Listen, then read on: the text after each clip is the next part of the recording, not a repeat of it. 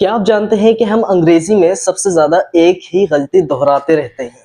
हमें नहीं पता होता कि कहां पर नो यूज करना है और कहां पर नॉट।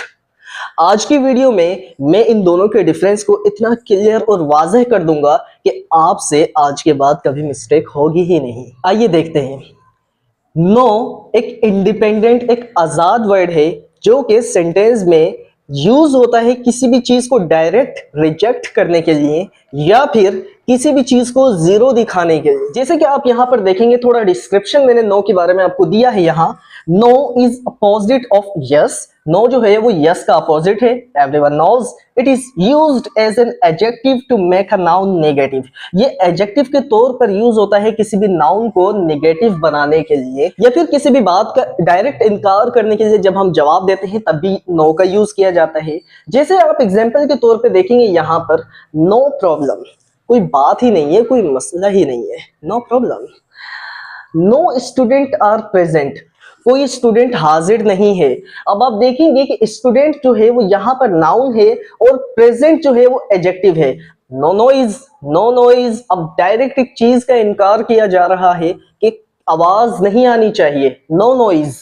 ठीक है, नो आई डोंट अग्री, नहीं मैं आपकी बात से इत्तेफाक नहीं करता हूं, मैं आपकी बात से मुत्तफिक नहीं हूं। ठीक है, डायरेक्ट इनकार कर दिया। यहां फॉर्मूला देखेंगे नो का तो क्या है, नो प्लस नाउन होगा या नो प्लस आंसर होगा। डायरेक्ट किसी बात का इनकार कर रहे होंगे या फिर किसी नाउन को नेगेटिव बनाने के लिए आप नो का यूज करते हैं। आइए अब हम देखते हैं कि नोट कहां पे यूज होता है।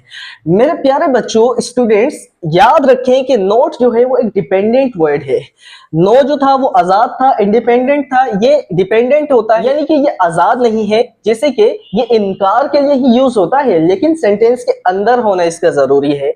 आप देखिए, इसका फॉर्मूला है हेल्पिंग वर्ब आएगा, उसके बाद नोट आएगा, वर्ब टू बी आएंगे, उसके बाद नोट आएगा। जैसे कि थोड़ा सा डिस्क्रिप्शन आपको दे देता हूं यहाँ पे। Note is used with verbs. Note जो है वो वर्ब्स के साथ यूज होता है या फिर एक्सिलरी वर्ब्स के साथ यूज होता है किसी भी सेंटेंस को नेगेटिव बनाने के लिए। It is also used with adjectives, adverbs, typically in spoken language. Adjective और एडवर्ब्स के साथ भी नोट का यूज किया जाता है स्पोकन लैंग्वेज में खास तौर पर। जैसे कि एग्जांपल्स के तौर पे अब आपको समझाऊं मैं, I am not tired, I am not tired, मैं थका हुआ नहीं हूं। अब आपने देखा कि एम जो है वो एक हेल्पिंग वर्ब है, उसके बाद नोट आया, तो इस सेंटेंस को जब हमने नेगेटिव बनाना चाहा तो हमने हेल्पिंग वर्ब के बाद प्लस करके नोट का यूज कर दिया, जैसे कि फॉर्मूला में आपने देखा।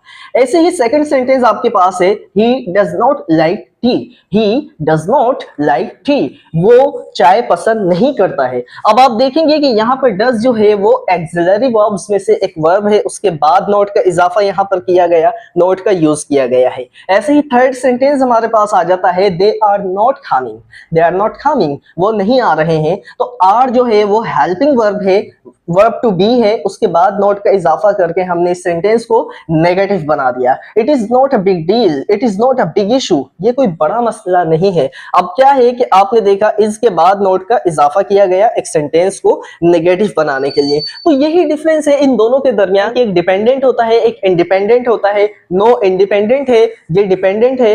ये जो है ये डायरेक्ट किसी बात के इनकार के लिए यूज कर दिया जाता है, ये जो है सेंटेंस के अंदर किसी बात को नेगेटिव बनाने के लिए यूज किया जाता है, लेकिन हेल्पिंग वर्ब के बाद।